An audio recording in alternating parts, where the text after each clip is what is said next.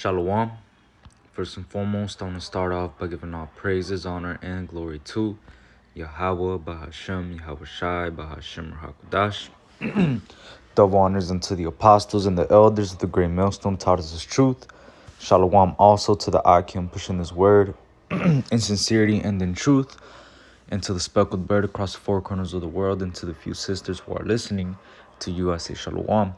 Lord willing, this will be an edifying lesson. And the topic that I wanted to go into with this lesson was concerning, just letting things go, man. Because sometimes in this truth, situations are gonna arise where a brother may offend you or rub you the wrong way, or you might clearly, just bump heads with that brother, man. And the thing about that is that we're not supposed to be holding grudges towards any brother or looking at a brother sideways or doing any of those things, man. You see, we have to realize that in this truth, we have to forgive one another for no matter how many times, man. See, Peter asked the Lord, how many times should I forgive my brother? And he said, 70 times 7. Let me see if I could get that. Let me see. 70 times 7 says right here in Matthew 18 and 22, or I'm gonna start off at verse 21. It says, then came Peter to him and said, Lord, how often shall my brother sin against me and I forgive him? Till 7 times? Yahushua saith unto him, I say not unto thee until 7 times, but until 70 times 7. Which what? Hey, that clearly means forever, man. You see, if a brother has offended you, a brother has has done something to you that might have rubbed you the wrong way, man. Guess what, man? You have to forgive that brother. There's no point of holding a grudge. There's no point of just constantly thinking about the situation, letting it plague your mind, man. You gotta forgive a brother, man. You see? Because, hey, as much as we want mercy from the Lord, right, we have to be able to give that mercy to a brother as well, man. It's not just about, I want to be forgiven. Well, you got to forgive too, man. How can you, it says, how can love God but hate your brother? Let me see.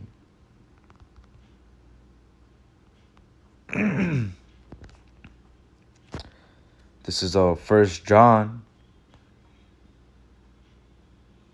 This is 1 John 4 and 20.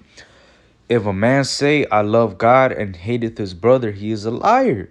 For he that loveth not his brother whom he has seen, how can he love God whom he has not seen? So the thing about this truth, man, you cannot be hating a brother, man, and say you're in the truth, because that would make you a liar, man. See, here it is. You're saying you love Yahweh Bashem Yahushai, whom you have not even seen. We have not even seen Yahweh Bashem Yahushai, man. We haven't seen the Lord with our own eyes. And you're saying you love the Lord who you have not seen, but you're hating a brother who you're fighting, who you're in the same fight with, doing the same work with, doing the same fighting for that same penny, man. Laboring for the same rest, fighting for salvation, man. You're saying that you can't forgive him? That's crazy, man. That's outrageous. You see? So how can you love God whom you have not seen if you hate your brother whom you have seen, man? See, you can't be a hypocrite in this truth, man. If you want forgiveness, you got to be able to forgive as well. You see? You can't just be doing what you want to do, right? We're going to come back to this Colossians 3, but I want to get this one. I believe it's in Sirach. Let me see.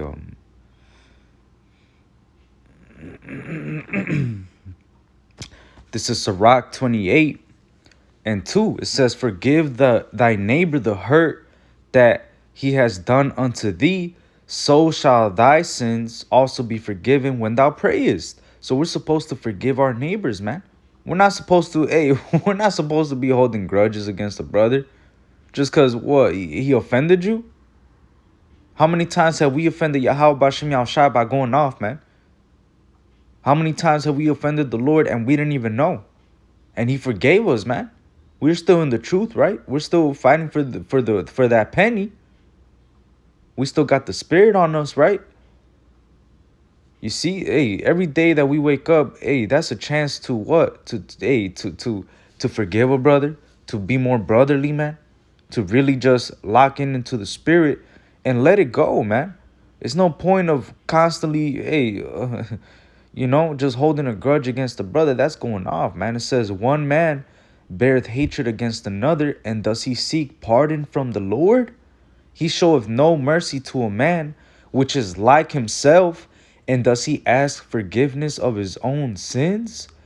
If he that is but flesh nourish hatred, who will entreat for pardon of his sins? So, Salaki, that's exactly why we have to be very conscious of how we're treating brothers, how we might be thinking about a brother, how we might be looking at him sideways. Hey, you got to pay attention to those things, man, and cut it with the scriptures, man. Hey, a situation might have happened between you and a brother, and now every time that you two are together, you're secretly looking at him sideways, man. That's going off. How can you're bearing hatred against another, but you're seeking pardon from the Lord, man?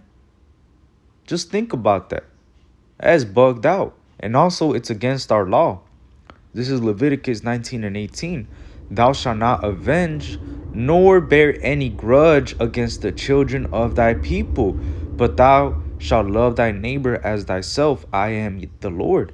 So we're not supposed to be bearing grudges towards another brother, man.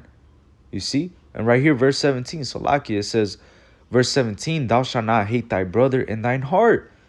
Thou shalt in any wise rebuke thy neighbor and not suffer sin upon him. So we have to constantly be brothers, man. Constantly, cause niggas in the world, they'll hang out, they'll chill, they'll smoke together, but guess what? They want to fuck each other's bitch. They're stealing from each other. They secretly want to kill this nigga. They secretly have done treacherous shit behind his back, probably talk shit behind his back, man. That's not what this truth is about. This truth is about what? Hey, the scriptures talk about how the love that we show towards one another, that's how people are going to know that we're disciples of Yahweh Shai, man. So if you're not showing love to a brother, if you're not forgiving a brother, if you're not forbearing a brother, that goes to show you that you're not in the spirit, man. Because, first and foremost, now we could go back to that Colossians 3 and I'm going to start off at verse 12. It says, put on therefore as the elect of God. So we have to put on as the elect, and these are the attributes that the elect will have. It says holy and beloved, bowels of mercies, kindness, humbleness of mind, meekness, long suffering.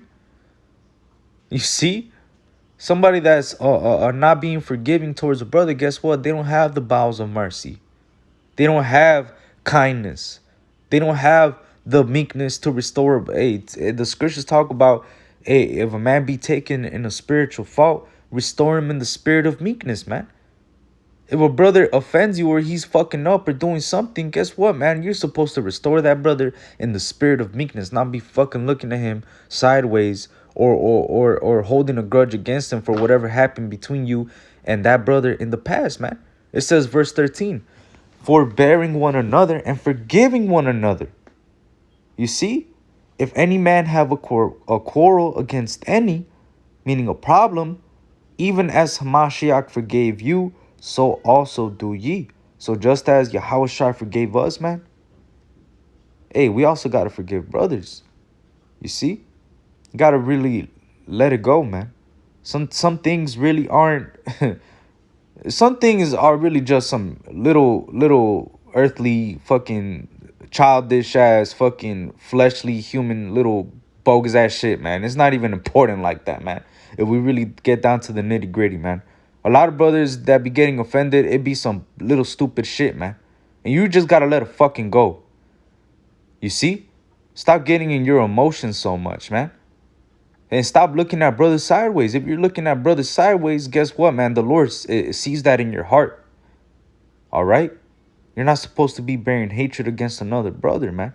It says, and above all these things, put on charity, which is the bond of perfectness. And charity goes into agape, which is brotherly love, man. We're supposed to have that brotherly love towards one another. You see? We're supposed to constantly forgive one another. If you have a quarrel against a problem against any brother, guess what, man? Forgive him. All right? And no matter how hard it is, put away your pride and just forgive that brother, man. And keep fighting, man. All right? This is Matthew 5:23. Therefore, if thou bring thy gift to the altar, and there remembers that thy brother has aught against thee, leave there thy gift before the altar, and go thy way. First be reconciled to thy brother, and then come and offer thy gift. So, hey, when you get reconciled with somebody, reconciliation, that's to be made friends again, right? You go and fix that relationship between you and that brother for whatever reason might have occurred between you two brothers, right? But hey, man, if you're about to bring a gift to the altar, you're about to make a sacrifice or whatever, man. You see, man, you're supposed to what? Leave your gift. Hey, leave the gift at before the altar and go your way and go what? Be reconciled with that brother, man. All right. If you have if a brother has aught against you or you have aught against a brother, hey, you're supposed to forgive that brother, man. We're in the same fight. We're fighting for the same penny. We're fighting for the same kingdom. We're fighting for the same crown, and we're fighting for the same salvation, man. So get out your emotions and just forgive, man. Really, for real. So with that, Lord willing, this was an edifying lesson. I want to give out praises, honor, and glory to Yahweh, Bahashem, Yahushai, Bahashem, Hakodash. Double honors unto the apostles and the elders of the great millstone taught us truth. Shalom and Abba.